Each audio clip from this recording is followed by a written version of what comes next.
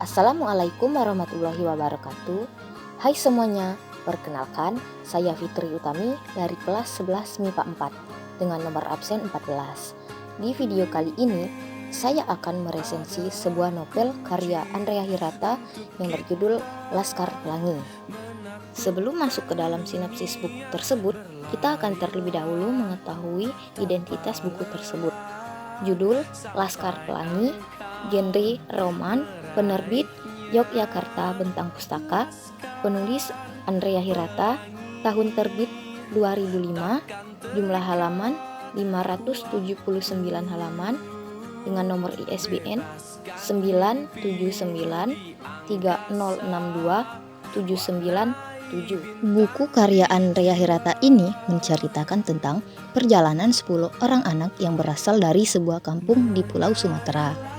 Kampung ini bernama Kampung Blitong. 10 orang anak tersebut yaitu Ikal, Lintang, Sahara, Mahar, Akyong, Syahdan, Kucai, Borek, Trapani, dan Harun. Kisah mereka dimulai ketika 9 orang anak tersebut didaftarkan oleh orang tua mereka ke sekolah paling miskin di kampung itu, bernama SD Muhammadiyah. Impian mereka untuk bersekolah di sana hampir hancur dikarenakan jumlah siswanya kurang dari 10. Karena jika kurang dari 10, sekolah tersebut akan ditutup oleh pemerintah. Namun, ketika suasana sudah genting dan Pak Harfan selaku kepala sekolah hendak memberikan pidato terakhirnya, tiba-tiba seorang anak bernama Harun datang bersama ibunya. Sejak saat itulah kisah mereka dimulai.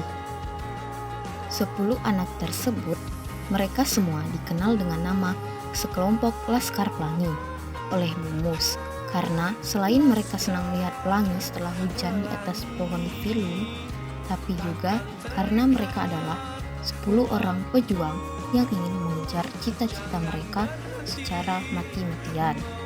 Sekolah yang awalnya tidak berarti sama sekali dan tidak dipandang oleh siapapun mulai terlihat ketika Mahar berhasil membuat pentas seni terbaik saat karnaval, yang biasanya lomba tersebut dimenangkan oleh sekolah PN yang merupakan sekolah negeri yang terpandang di sana. Kemudian tidak lama, Flo yang merupakan wanita tomboy yang merupakan anak kandung dari kepala staf terpandang di PN Timah yang memaksa ayahnya untuk bersekolah di Muhammadiyah.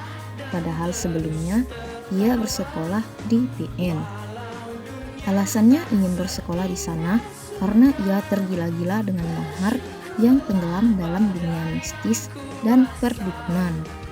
Akhirnya, Laskar Pelangi yang awalnya hanya berjumlah 10 orang kini bertambah menjadi 11 orang semenjak kehadiran Flo di sana. Sekolah ini semakin dikenal ketika Lintang, Ikal, dan Sahara mewakili sekolah mereka dalam lomba kecerdasan.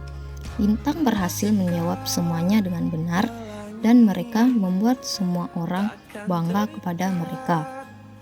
Di novel ini, kisah perjalanan para anggota Laskar Pelangi dalam menjalankan pendidikan di SD Muhammadiyah Gantung ditemani oleh berbagai macam ragam emosional, mulai dari rasa bahagia, dramatis, hingga mengharukan. Pada bab menarik, di sini saya memilih bab 2 yang berjudul Antediluvium. Secara umum, bab ini menceritakan tentang Lintang, seorang anak kecil yang berasal dari sebuah desa di pinggir laut yang harus menempuh perjalanan yang jauh untuk menikmati pendidikan. Lintang akan sebangku dengan Ikal. Lintang yang berasal dari daerah yang bisa disebut pedalaman menganggap bahwa kecamatan tempat sekolah mereka adalah metropolitan. Yang menarik di bab 2 ini adalah ayah Lintang, seorang yang menganggap pendidikan hanyalah sebuah misteri, berani melepas anaknya untuk menempuh pendidikan. Ia menginginkan sebuah perubahan melalui pendidikan. Di akhir bab 2 ini, Ikal juga baru mengenal Lintang, merasakan bahwa Teman sebangkunya itu akan menjadi seorang jenius yang akan membawa perubahan. Selanjutnya, kelebihan dan kekurangan dari buku. Adapun kelebihan dari buku tersebut, yang pertama, kisah yang diceritakan pada novel sangat mengharukan. Banyak pelajaran yang bisa diambil. Yang kedua, memiliki gaya bahasa yang khas dan unik.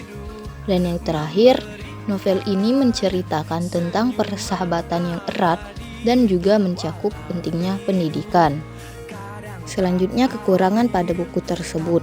Yang pertama, cerita-cerita dalam Laskar Pelangi ini alur waktunya dibolak-balik sehingga membingungkan pembaca. Yang kedua, ending cerita yang menggantung dan membingungkan. Dan yang terakhir, mempunyai banyak halaman sehingga pembaca sedikit bosan membacanya. Selanjutnya masuk ke pembahasan yang terakhir, yaitu pesan moral. Adapun pesan moralnya yaitu pendidikan sangat penting dan merupakan hak setiap anak bangsa. Itulah alasan mengapa Bu Muslimah tetap ingin mengajar di sekolah Muhammadiyah agar dapat menjangkau golongan miskin. Baiklah, sekian resensi dari saya. Apabila ada salah kata saya mohon maaf. Saya akhiri. Wassalamualaikum warahmatullahi wabarakatuh.